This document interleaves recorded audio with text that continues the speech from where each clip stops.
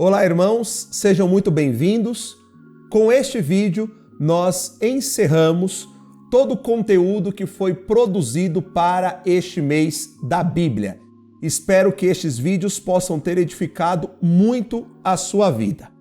Neste vídeo especificamente, nós vamos falar sobre São Jerônimo, até porque é justamente por celebrarmos a sua memória no dia 30 de setembro que nós temos também celebrado o mês da Bíblia desde 1971.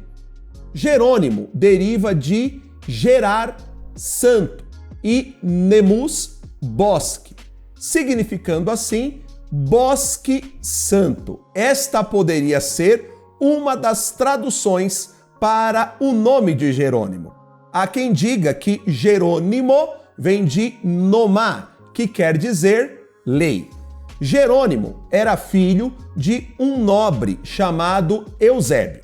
Ele era originário da cidade de Estridônia, nos confins da Dalmácia e da Panônia.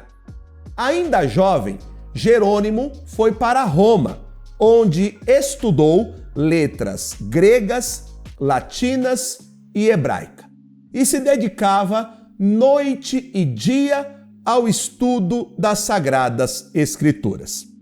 Em certa época, ele conta numa carta a Eustáquio como que passava ele o dia a ler Cícero e a noite a ler Platão, dois grandes filósofos. E ele justifica que ele passou a ler Cícero e Platão porque o estilo descuidado dos livros proféticos não lhe agradava. E foi então que, por volta da Quaresma, ele foi tomado por uma febre súbita e violenta. E nisso, ele ouviu uma voz que lhe dizia: "Tu mentes, tu és ciceroniano e não cristão, pois onde está o teu tesouro, ali está o teu coração." Ele foi levado ao tribunal do juiz, que lhe perguntou qual era a sua condição. E ele respondeu abertamente ser cristão. E, para seu espanto, o juiz então lhe disse: "Tu mentes, tu és ciceroniano e não cristão, pois onde está o teu tesouro, ali está o teu coração." Jerônimo calou-se e imediatamente o juiz mandou chicoteá-lo. Ele se pôs então a gritar: "Tende piedade de mim, Senhor! Tende piedade de mim!"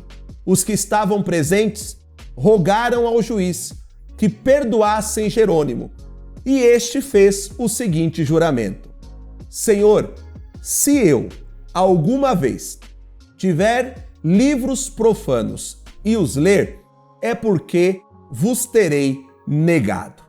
Feito então este juramento, ele foi mandado embora.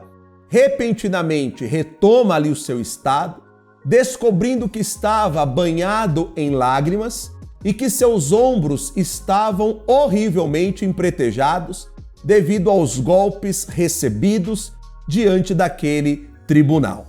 Depois disso, ele leu os livros divinos com o mesmo zelo com que antes ele lera os livros pagãos. São Jerônimo, ele tinha 29 anos quando foi ordenado cardeal presbítero na Igreja Romana. Diz que certa vez retirou-se Jerônimo para a casa de Gregório Nazianzo, um grande padre da igreja, bispo da cidade de Constantinopla. Depois de ter aprendido com ele a literatura sagrada, correu para o deserto e ali sofreu por Cristo. Jerônimo fez penitência durante 4 anos.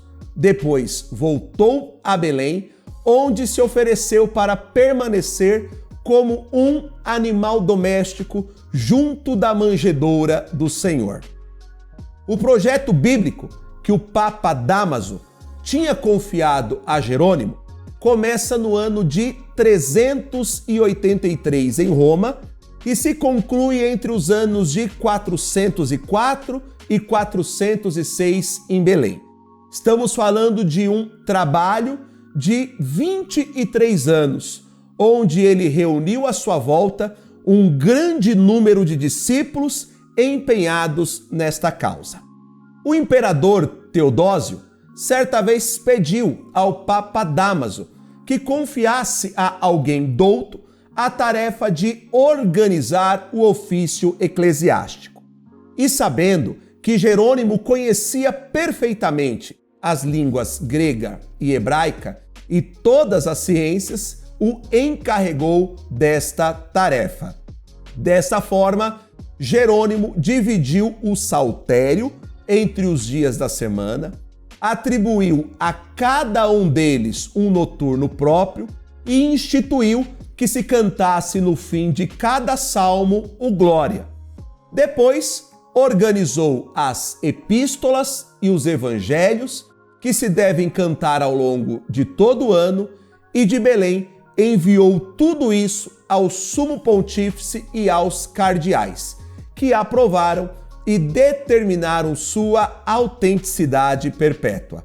No final de sua vida, ele estava tão esgotado que, para se levantar da cama, a fim de acompanhar como podia os ofícios do mosteiro, ele precisava segurar-se com as mãos em uma corda presa a um pilar.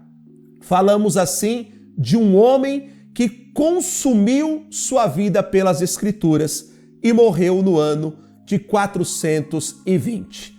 Que tudo isso possa nos ensinar também a consumir e gastar a nossa vida pelas Escrituras, pelo Evangelho, e para que a Bíblia, enquanto aquele meio que traz a palavra de Deus para nós, que a Bíblia seja conhecida, seja amada, seja lida e seja estudada. Que Deus abençoe a sua vida e permaneça firme no propósito. Leia a Bíblia todos os dias. Até a próxima.